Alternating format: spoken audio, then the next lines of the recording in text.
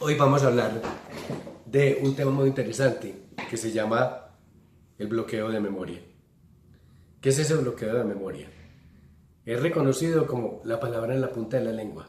Te ha sucedido muchas veces, a ti y a mucha gente. ¿Qué sucede en esos momentos? Que nuestro cerebro va a buscar la palabra clave y no la encuentra. Vamos a recordar una ciudad que visitamos, que la hemos visitado muchas veces, y cuando vamos a recuperar su nombre no lo encontramos. A ese fenómeno de la memoria se le reconoce como el primer pecado de la memoria, el bloqueo. Nosotros tenemos muchos tipos de memoria. Tenemos una memoria visual, una memoria auditiva. Un músico es capaz de recordar partituras. Nosotros somos capaces de recordar canciones, a veces no nos acordamos del nombre, pero eso no importa, somos capaces de cantarla. Muchos viven del olfato, los catadores de perfumes. Otros viven del gusto, los catadores de licor, de café, de alimentos. Entonces tenemos las memorias táctiles, reconocemos una caricia de alguien. Tenemos memoria biográfica, lo que nos ha sucedido a nosotros en el transcurso del tiempo. Tenemos una memoria espacial, reconocer los sitios donde estamos o hacia dónde vamos. Y los identificamos y ahí aparecen. Todos esos tipos de memoria son importantes. El ser humano tiene una memoria pasada y tiene una memoria de futuro.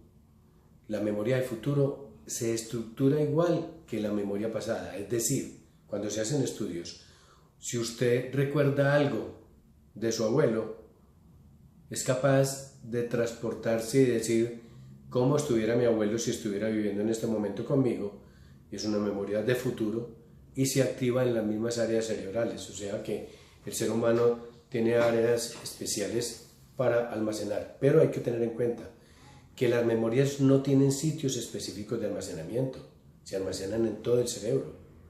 Para poder juntar una melodía con el cantante, recordar la imagen de la persona que cantó eso por primera vez, la emoción que nos dio, si hubo algo espectacular para grabar en ese momento, con quién estábamos cuando la cantamos, o la vez que estábamos alegres y hicimos esa tonada. Nuestro cerebro tiene todo ese tipo de información y la vincula la información visual, auditiva, táctil, térmica. Recordamos con un perfume una mujer especial para nosotros o un hombre especial para nosotros que usa ese perfume. No tenemos que verlo.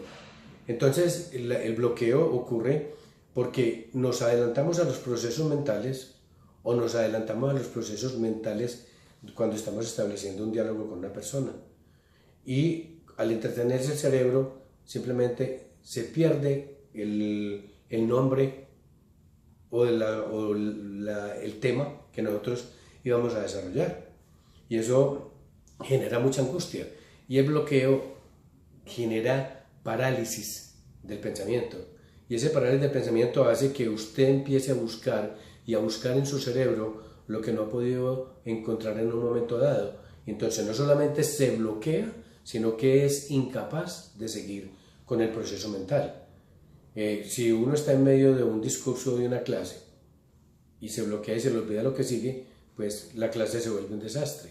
Lo mismo una conversación interesante, una entrevista de trabajo, en donde le preguntan que usted dónde se graduó y usted empieza a gaguear.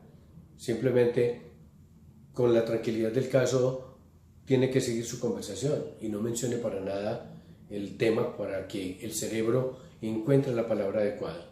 Entonces, disminuir la ansiedad es un fenómeno importante en los fenómenos de bloqueo, porque la memoria es multitarea.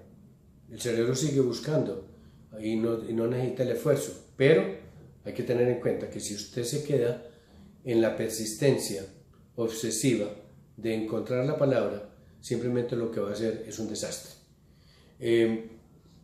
Hay muchos fenómenos de memoria porque como se almacena en todo el cerebro, hay un coordinador de todo eso, que es nuestro lóbulo temporal. Allá hay una estructura que se parece al caballito de mar, por eso se le llama hipocampo.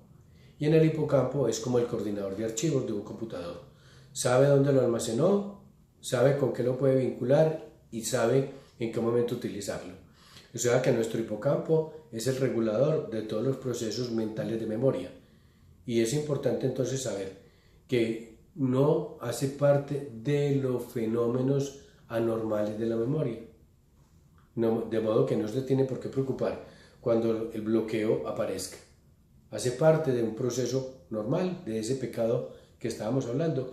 Y vamos a continuar desarrollando los otros pecados de la memoria que han sido desarrollados por el doctor Schalter, una persona que ha trabajado con esto y que nos da un poquitico de tranquilidad a pensar que el hecho de que aparezca el bloqueo no es que haya una enfermedad de fondo, una demencia que nos altere la vida diaria. Vamos entonces a continuar con estos procesos educativos y espero que ustedes le den difusión al tema y discusión para que la tranquilidad fluya por la red. Seguimos entonces con el proceso.